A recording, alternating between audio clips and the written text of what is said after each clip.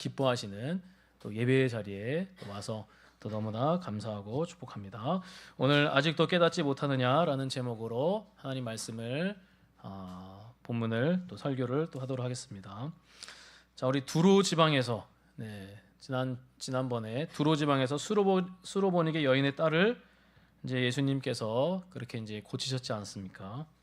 그리고 이제 데가볼리 지방을 통과하여 이제 갈릴리 호수에 또 이르렀습니다. 지난 7장 마지막 부분에 보면은 이때 많은 병자들이 예수님께 찾아왔고 사람들이 귀먹고 말 더듬는 자도 데리고 와서 그를 또 고치셨습니다. 그래서 예수님께서는 그들을 치료하셨고 언제나 또 늘 치료하시면서도 그러셨던 것처럼 하나님의 로고스, 하나님의 말씀을 또 말씀으로 가르치셨습니다. 근데 이제 그들은 또 이제 무리들이 또 많이 이제 따라왔죠. 네, 이렇게 기적이 하나님의 놀라운 또 기적이 이적이 또 이렇게 나타나니까 많은 사람들이 또 예수님을 그렇게 따라오게 됐습니다. 그래서 이 행하신 놀라운 기적들을 보고 그분의 또 말씀을 들으면서도 3일 동안이나 예수님을 따라다녔습니다. 그런데 이제 집으로 돌아갈 때가 이제 되었고, 그때 이제 그 자기를 따라다니는 그 무리에게 이제 불쌍한 마음이 이제 들었습니다. 또 이제 집에 돌아갈 때 기진맥진해서 아무것도 이렇게 먹지 못하고 이렇게 돌아갈 때도 힘이 빠지지 않겠습니까? 네. 그래서 마가복음 8장 2절 3절을 보면은 우리 8장 2절 3절 한번 볼까요? 우리 참고 구절에도 있는데 우리 한번 읽도록 하겠습니다. 시작.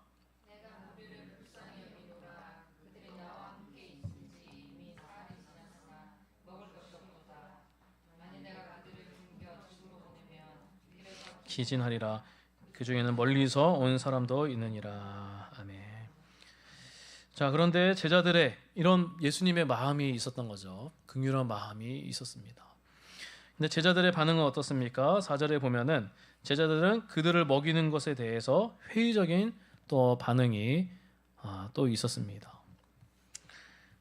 그렇지만 예수님께서는 제자들에게 너희들에게 있는 것이 무엇이냐 다시 그렇게 물으셨고 떡 7개와 물고기 2마리를 내어놓자 그것을 가지고 하나님께 예수님이 기도하셨습니다. 그리어 4,000명이나 되는 사람들을 먹이시고 오히려 7 광주리에 가득 남기게 되었습니다.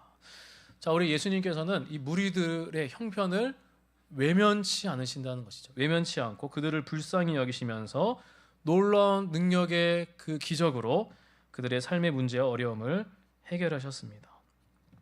그래서 우리가 믿는 예수님은 이렇게 때로는 먹을 것을 채우시는 분입니다. 우리의 필요를 아시고 우리의 형편을 아시고 긍휼히 여겨주셔서 하나님의 능력을 베풀어 주시는 분이십니다. 그냥 구름 속에 막연하게 계시는 분이 아니시죠. 그냥 이론이나 지식적으로만 알 수 있는 분이 아니십니다. 하나님은 그냥 창조하고 여러분 그냥 창조만 하고 섭리가 없는 것이 아니죠. 그냥 창조만 하고 니네들 알아서 살아라. 나는 창조했다. 많은 걸 만들어줬다. 니네 알아서 살아라. 그런 것이 아니라 여러분들 삶, 마음, 현장, 관계 모든 것을 다 아시고 여러분들의 그런 슬픔, 고통, 아픔 다 아십니다. 감정, 답답함 모든 것을 다 아시는 그래서 그 필요와 형편을 아시고 때에 따라 하나님의 방법대로 여러분들의 필요를 채워주시는 분이 바로 우리 하나님이시라는 사실입니다. 예수님을 따르던 무리들이 광야에서 기진하여 어쩔 수 없는 상황에 그렇게 처했던 것처럼 우리도 어떻습니까? 우리가 스스로 해결할 수 없는 그런 상황을 만날 수도 있는 것이죠. 네. 매일의 일상에서 또는 직장 생활에서 직장 생활의 관계도 많이 있지 않겠습니까? 부조리 한가운데서도 그렇고 관계 속에서도 직장 안에서도 그렇고 또 자녀를 키우면서 육아 얼마나 힘듭니까? 네. 뭐 사춘기에 또 이제 아이들이 또 있을 수도 있고, 네. 말도 안 통하고, 네. 또 육신의 질병과 물질의 문제도 또 있지 않습니까? 재정적인 문제로, 경제적인 문제로 너무나 답답해하고 괴로워하는 또 성도들도 있을지 모릅니다. 육신의 질병으로 뭐 그 정도 많은 사람이 그 정도 나도 아파봐서 그게 아니죠. 네. 다른 사람에게는 뭐 작게 보일지 모르지만 그렇게 생각하면 안 됩니다. 네. 작은 아픔이라도 나에게는 큰 고통이기 때문에, 그래서 우리는 정죄로 가면 안 되고 늘 위로와, 하나님이 이렇게 위로하시고 긍휼히 여겨주듯이 우리도 그렇게 가야 되는 것이죠. 어쨌든 이런 상황에, 이런 상황에 정말 이 떡 7개와 물고기 2마리밖에 되지 않는 그런 상황들, 도저히 해결할 수 없는 그런 상황 가운데 그냥 절망감에 사로잡힐 수 있다는 것입니다. 사방에 우겨쌈을 당할 때가 있는 것이죠. 그럴 때 예수님께서는 전지전능하신 그 능력으로 우리의 필요를 채워주시는 분입니다. 비록 우리가 부족하고 주위의 상황이 전혀 불가능한 것 같다. 근데 우리 하나님은 어떠십니까? 불가능한 것을 가능케 하시는 분입니다. 무에서 유를 창조하시는 분. 여러분, 오병이어의 그 기적이 그냥 단지 소설이겠습니까? 그냥 꾸며낸 그런 소설이겠습니까? 아니죠. 우리가 하나님을 분명하게 믿고 있는다면, 창조하시는 하나님을 믿고 있는다면 홍해의 기적, 뭐 여러 가지 기적들이 진짜인 것이죠. 진리인 것이죠. 근데 이것이 오늘날 그때만 그게 임하는 것인가? 아니죠. 오늘날에도 하나님이 이 불가능을 가능케 하시는 그 하나님을 믿으시기를 주님의 이름으로 축복합니다. 물론 사람의 눈으로 볼 때 때로는 우리의 필요를 채워주시지 않는 것 같고 내버려 두시는 경우도 있을지 모릅니다. 그냥 막 이렇게 기도했는데도 당장 이루어지지 않을 때도 있을지 모릅니다. 그러나 하나님의 방법이 있어요. 하나님의 때가 있더라고요. 저도 당장 바로 이렇게 내가 이렇게 기도했는데 왜 안 됩니까? 그러나 하나님의 때에 하나님의 방법대로 또 하나님이 필요를 채워주세요. 그리고 제가 이제 조급한 게 많습니다. 이 조급하지 않도록 또 단련시켜 주시고 성숙하게 하여 주시고 부르짖게 하여 주시고 기독케 하여 주시고 인내하는 마음을 주시고 그럴 때 하나님이 또 어떤 순간에 생각지도 못할 때 하나님이 은혜를 베풀어 주십니다. 그래서 우리 하나님이 불가능을 가능케 하시는 그 하나님을 우리가 분명하게 믿고 우리의 삶 속에 우리의 모든 짐들, 염려들 다 주님 앞에 맡기면서 기도하며 그렇게 주님을 믿고 나아가기를 주님의 이름으로 축복합니다. 자, 이후에 예수님께서는 제자들과 함께 배를 타고 달마누나 지방으로 갑니다. 다른 복음서에서는 마가단 또 이라고도 하는데, 그래서 이제 예수님께서는 이방 지역에서 다시 이스라엘 지역으로 이제 들어오셨다는 것이죠. 자, 이스라엘 지역으로 이제 다시 들어오니까 이제 누가 또 나타납니까? 바리새인들.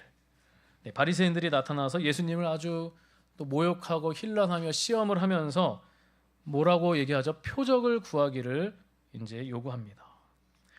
그러나 그들의 요구에 대해서 예수님은 마음속 깊이 탄식을 하십니다. 그리고 이 세대에 표적을 주지 않겠다고 얘기하는 것이죠. 자, 예수님은 왜 표적을 구하는 이 바리새인들의 요구를 거절하셨겠습니까? 거절하신 이유가 무엇입니까? 표적은 특별한 목적을 지닌 이제 이제 기적이기도 하죠. 이 목적은 표적의 목적은 하나님께 영광을 돌리게 하고 사람을 믿음으로 이끄는 것이죠. 때로는 그것도 필요한 것입니다.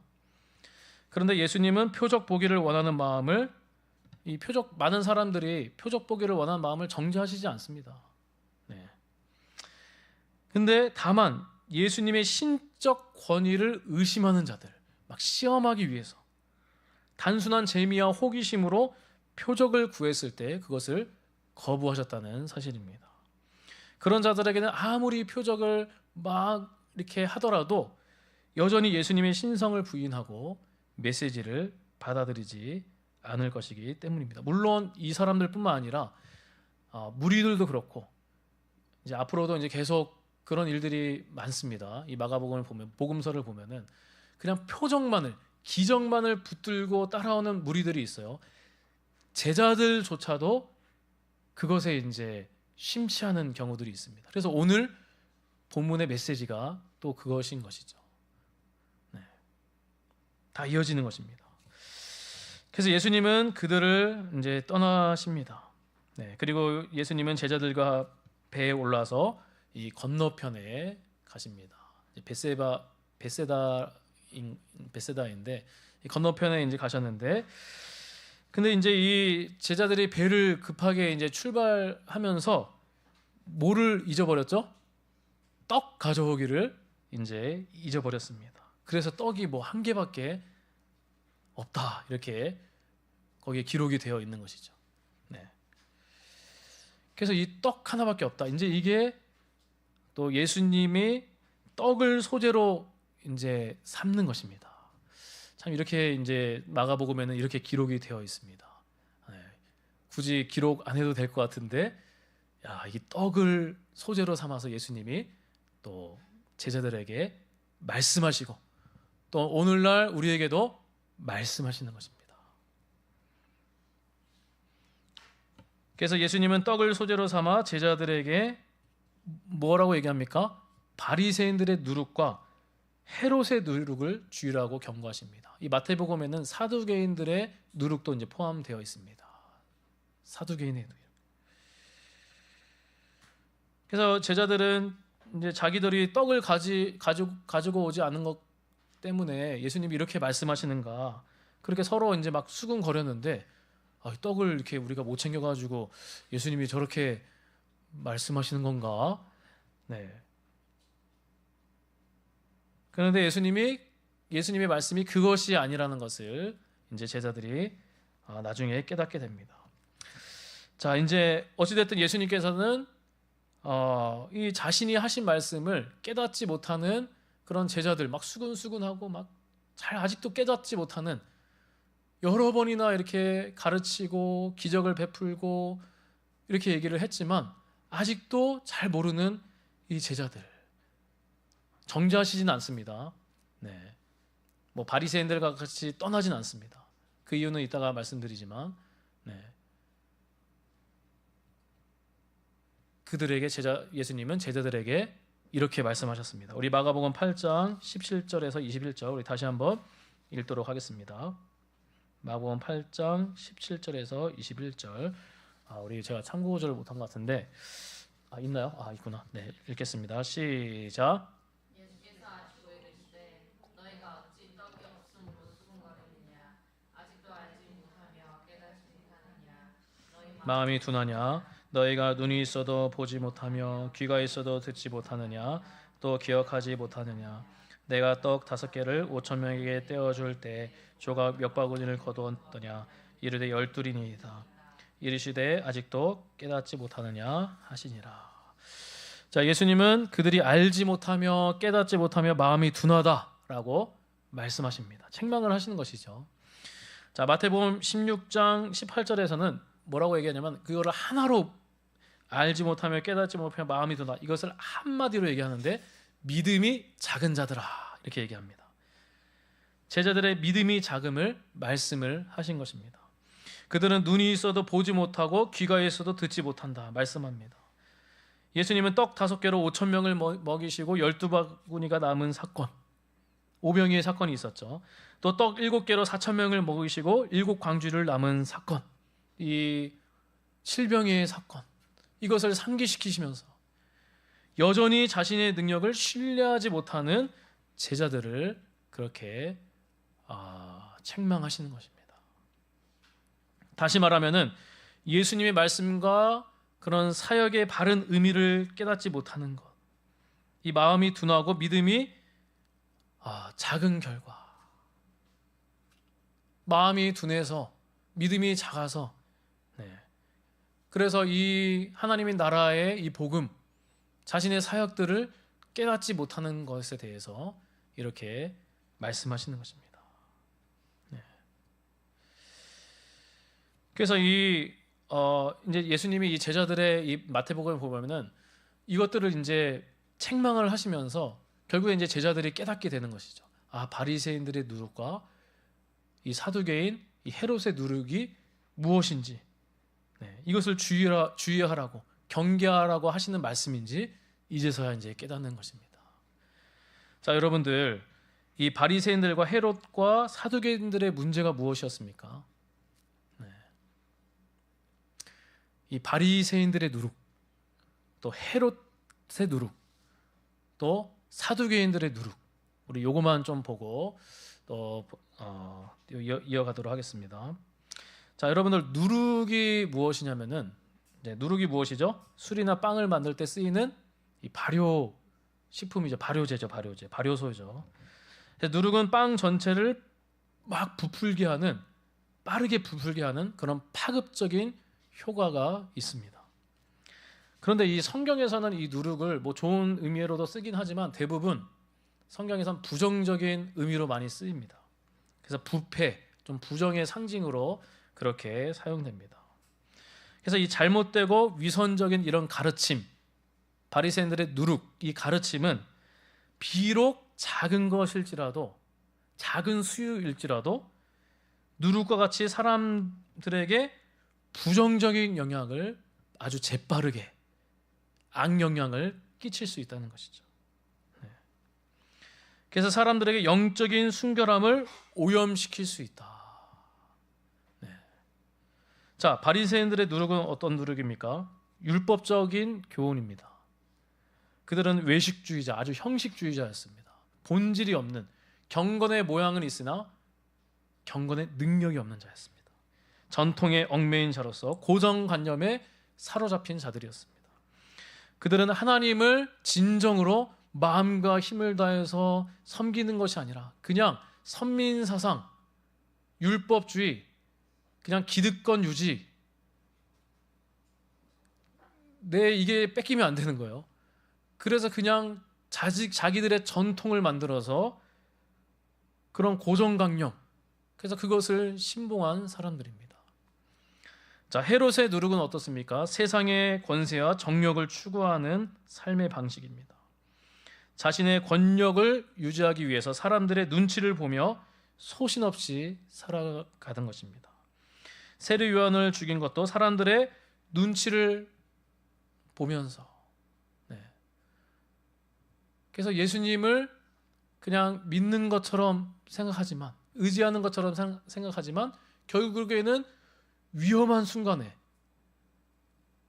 그냥 죄와 타협해버리는, 세상과 타협해버리는, 하나님보다 다른 것이 더, 권력이, 정욕이 더 중요한 것입니다.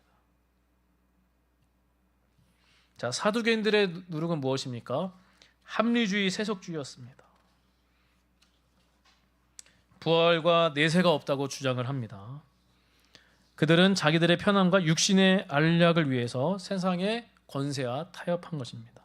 신앙의 본질을 잃어버린 채 눈앞에 보이는 화려함을 얻기 위해서 쫓아갔던 것입니다. 그래서 당시 이들은 대부분 이들이 이제 당시에는 이런 사람들이, 지도자들이 많았습니다. 이 종교 지도자, 정치적 지도자, 수는 그렇게 많지 않았어요. 그렇게 많지 않았지만 조그만 누룩이 빵 전체에 퍼지면서 그런 부정적인 영향을 미치듯이 이런 누룩들이, 작은 누룩들이 많은 사람들의 신앙에 영향을 주었다는 사실입니다. 그래서 예수님께서는 그들의 바르지 못한 신앙이 제자들에게까지도, 많은 무리들에게까지도 나쁜 영향을 줄 것이다, 그런 염려를 하면서 그들에게 주의하라는 것입니다. 경고한 것입니다. 그런데 예수님의 말씀조차 이해하지 못해서 그들이 가지고 있었던 문제의 심각성을 깨닫지 못한 것입니다. 자, 그 심각성을 깨닫지 못한 이유, 네, 그것이 무엇입니까, 여러분들? 네. 예수님의 그 말씀을 바르게 이해하지 못한 그 이유가 무엇이냐면은 바로 그들의 관심과, 네, 마음이 둔했다 그랬죠. 마음이 둔했다. 믿음이 작은 자들아, 아직도 깨닫지 못하느냐? 눈이 있어도 보지 못하고 귀가 있어도 듣지 못하고 마음이 둔해 있는 것입니다. 그 이유가 무엇이냐면 바로 그들의 관심이, 목표가 엉뚱했기 때문입니다.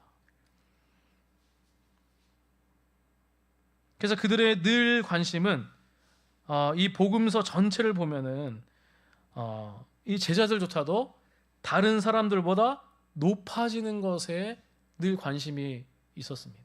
이 제자들조차도.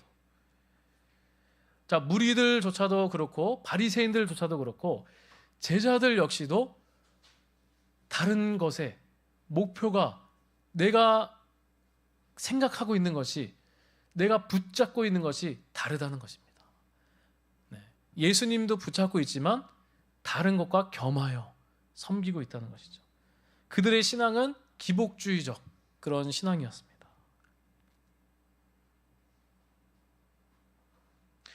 모든 시대를 통하여 떡으로 상징되는 우리의 삶의 문제는 우리 모두에게 결코 무시될 수 없는 문제입니다. 너무나 중요합니다.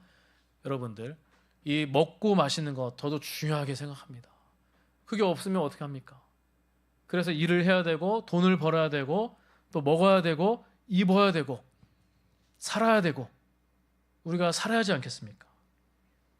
하나님께서도 우리의 삶의 필요를 채워주시길 원합니다. 그런 긍휼함이 있습니다. 채워주시길 원합니다.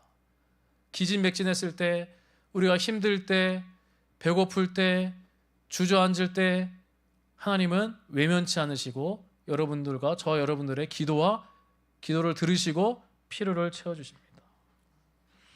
그러나 삶의 문제 자체가 신앙생활의 최대의 관심과 목적이 되어서는 안 된다는 말씀입니다. 이 제자들을 가르치는 것입니다.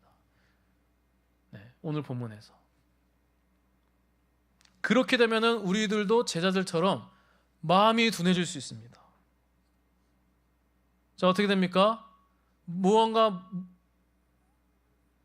일이 안 풀렸을 때, 자, 나는 예수님 믿었어요. 예수님 믿으면 승승장구할 거다. 잘 될 거다. 자, 그런데 만약에 예수님 믿었는데, 교회 다녔는데, 기도했는데 일이 안 풀릴 수도 있잖아요, 여러분들. 잘 풀립니까? 잘 풀리기를 또 기도하지만 안 될 때도 있어요.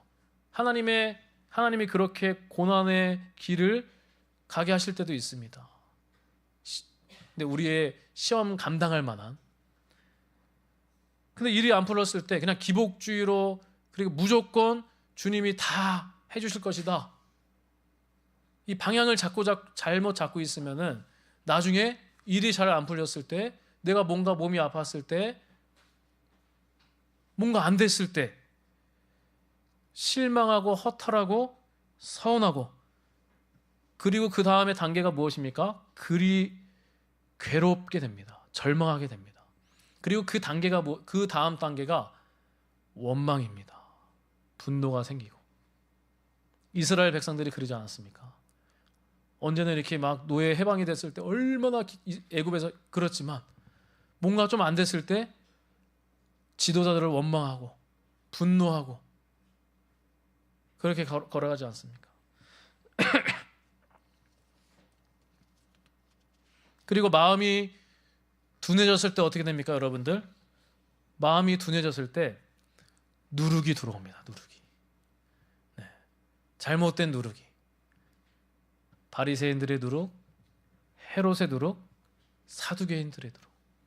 오늘날은 무엇입니까? 어떤 누룩입니까? 이단 사상의 누룩. 네. 어떻게 보면 소수인 것 같지만 누룩과 같이 빠르게 퍼질 수 있다는 것이죠. 악성 종양처럼 퍼질 수 있다는 것입니다. 그게 들어와 버리면, 마음이 둔해졌을 때, 내가 신앙을 바르지 않게 다른 것을 향해서 걸어갔을 때 들어갈 수 있어요. 자, 제가 조금 더 쉽게 한번 오늘날 상황을 한번 얘기해 볼까요? 저도 이제 신천지나 다른 이단에 빠진 사람들을 많이 이제 보기도 하고 복음도 전하기도 했는데, 특히 이제 신천지에 빠지는 이제 사람들의 그 삶이 어떤지 아시나요? 인정을 못 받는 사람들이 많아요. 이제 경제적으로도 어렵기도 하고, 근데 교회로 왔는데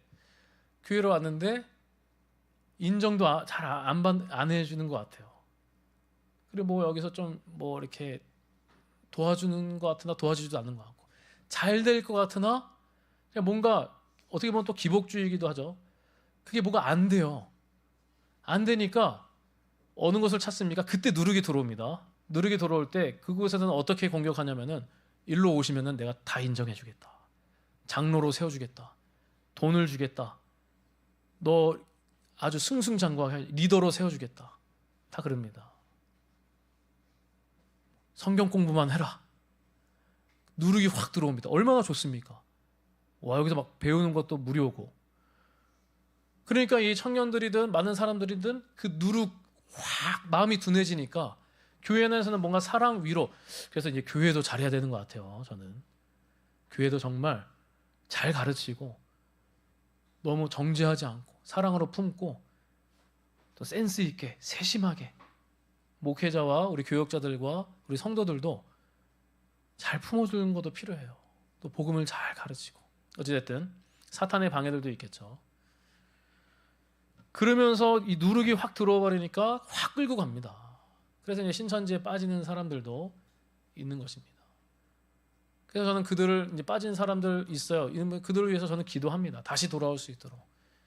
우리가 막 정죄하면 안 됩니다. 물론 이제 그 성동하고 그런 사람들은 또 우리가 위험합니다. 네. 구원에 있어서 저는 그렇게 긍휼함으로 나가는 것이지, 아닌 것은 딱 우리가 강하게 또 가야 될 필요가 있습니다. 또 여러 가지 잘못된 사상들 얼마나 많습니까? 네. 유물론, 진화론, WCC, WEA, 종교 혼합주의, 잘못된 공산주의.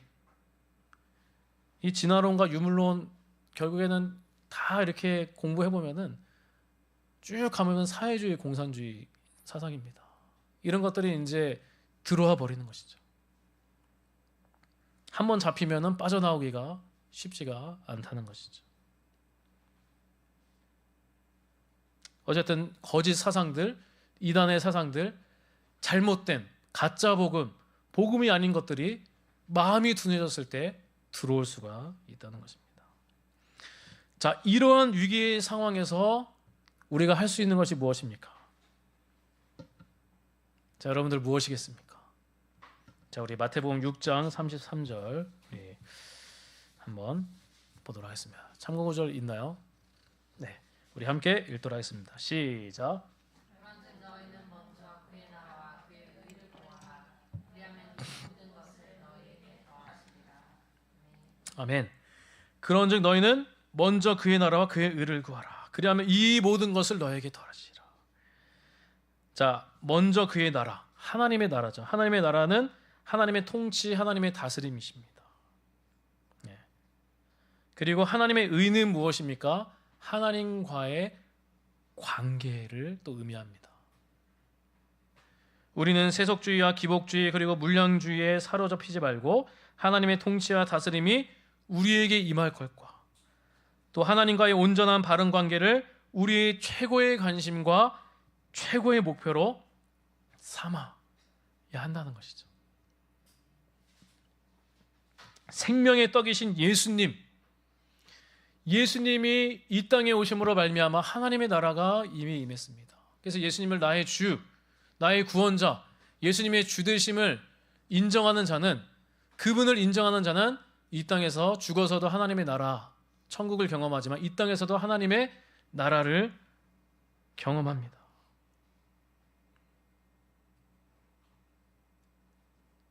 그래서 예수님만이 영원한 만족을 줄 수 있다.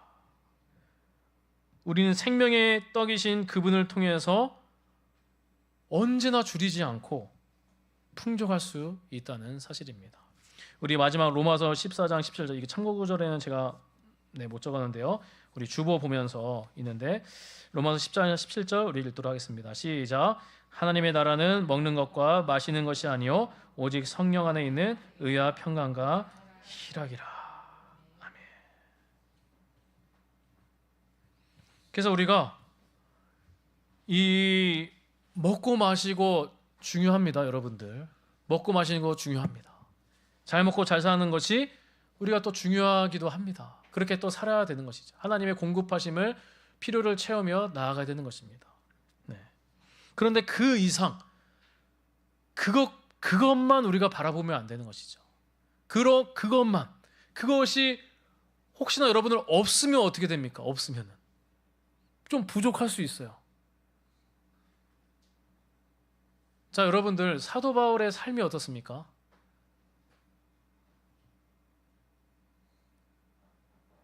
가면은 헐벗고 배고프고 우리 고린도 후서 보면은 이 기록이 되어 있어요. 복음을 전하는 길에 여러분들 우리 그리스도인들은 하나님의 나라의 하나님 강가에 회복되고 그다음에 이 복음을 우리가 전하는 사명자지 않습니까? 근데 이 복음을 전하는 예수 그리스도 이 사명자는 그 가는 길이 때로는 고난의 길일 수도 있습니다. 많이 또 부어주시면 감사하겠죠. 그러나 만약에 안 부어주시면 어떻습니까? 그러면은 기복주의로 방향이 잘못되어 있다면은 우리가 실망하기, 나중에 원망하고 그렇게 가기 쉽습니다. 그럴 때도 누룩이 들어올 수 있고요. 그런데 우리는 무엇입니까? 때로는 사도 바울과 같이 어떠한 형편에서도 배고프든지 배부르든지 풍부하든지 풍부하지 않든지 어떠한 형편에서도 내가 자족하는 비결을, 일체의 비결을 배웠다. 그것이 무엇입니까, 여러분들? 빌립보서 4장 13절에 내게 능력 주시는 자 안에서 내가 모든 것을 할 수 있다. 예수님이 제자들에게 이거를 원하시는 것입니다. 썩을 양식을 위해, 요한복음에는 그게 있어요. 썩을 양식을 위해 목숨을 걸지 마라. 우리 다음 주에도 이제 그 본문인데 십자가, 자기 십자가 이런 부분인데 다 연결이 됩니다. 우리는 주님 한 분만. 자, 여러분들 주되심을 인정해야 되는 것이죠. 상황이 어렵고 세상이 어렵고 또 여러분들 우리 형편이 좀 부족할 수도 있습니다. 그러나 하나님의 섭리, 하나님의 다스림, 하나님의 통치, 그럼에도 불구하고 주님이 나와 함께 하실 것이다.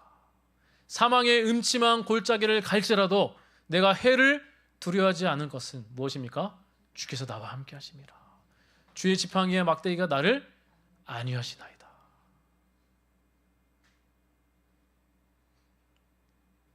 이 믿음으로 우리가 가야 되는 것입니다.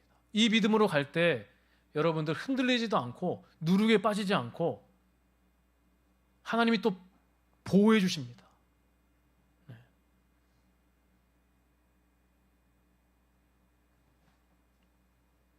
그래서 하나님의 나라는 먹는 것과 마시는 것이 아니다. 물론 제가 중요하다고 했습니다. 먹는 것, 마시는 것 우리가 중요합니다. 근데 하나님의 나라는 먹는 것과 마시는 것이 아니요 오직 성령 안에 의와 평강과 희락이다. 마지막으로 여러분들 혹여나 좀 부족하더라도 이 하나님의 나라를 경험한 자는 주님을 붙들면서 말씀을 붙들면서 복음을 붙들면서 하나님의 나라가 임한 자는 여러분들 세상에 줄 수 없는 의와 평강과 희락이 있습니다. 영적인 안식이 있습니다. 여러분은 영적으로 눌리고 아프고 힘들고 영적인 침체에 당했을 때 여러분들 어떻게 됩니까? 먹는 것이 중요하겠습니까? 그때 먹어도 아픕니다. 뭔가 괜찮아져도 아픕니다. 영적으로 체험을 받는 사람들은 뭐가 없어도 부족해도 무화과 나무 잎이 없어도 내가 여호와로 말미암아 즐거한다. 이 소신, 이 믿음, 이 강인함이 있다는 것입니다. 그래서 우리 오늘 말씀처럼, 그래서 저도 말씀을 준비하면서 이 말씀을 어떻게 전해야 되나 저도 여러 번 읽고 하고 했는데 이게 나중에 계속 묵상하고 설교 원고 쓰고 고치기도 하고 여러 번 수정을 했습니다. 근데 하나님이 딱 주시는 말씀이 뜻이 있더라고요. 저에게도. 네, 저에게도. 그래서 여러분들도 이 믿음을 가지고, 주를 믿는 믿음을 가지고 소신 있게, 담대하게, 강하고 담대하게 하나님이 지켜주신다는 믿음으로, 하나님이 지켜주실 것입니다. 하나님이 은혜를 부어주실 것입니다. 지켜주신다는 믿음을 가지고 승리하며 나아가는 저 여러분들이 되시기를 주님의 이름으로 축복합니다. 우리 그 사랑 얼마